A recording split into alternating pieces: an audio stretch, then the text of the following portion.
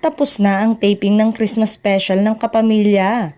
Pero trending pa rin ngayon ang mga ganap dito at isa na nga rito ay sina Julia Barreto at Janela Salvador. Pinagkukumpara kasi ng ilan ng dalawang nasabing aktres sa kung sino ang mas maangas ang total look sexy. Sa madaling salita, sino ang mas kapansin-pansin sa kanilang itsura.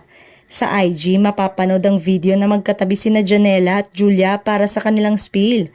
Hawak nila ang kani-kanilang mikropono. Parehong naka-shoulder revealing dress sina Janela at Julia.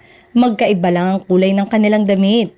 Iba rin ang strap na suot nila. Ang kay Julia ay pulang spaghetti samantalang gold flower naman kay Janela. Pinagkumpara ng nasabing user sina Janela at Julia at pinuri ito. Say niya, ganda nilang dalawa pero mas kapansin-pansin ang passion at ganda ng isang Janela Salvador. Makikita naman sa video na sexy sa kanyang cleavage, hello, si Janela at ang magandang hubog ng katawan nito. Nasa subtitle nga ang video, ang katagang grabe yung balakang. May punto naman ang nag-comment dahil sexy ang suot ni Janela. Samantalang sweet at simple lang naman ang itsura ni Julia na parang isang thinner.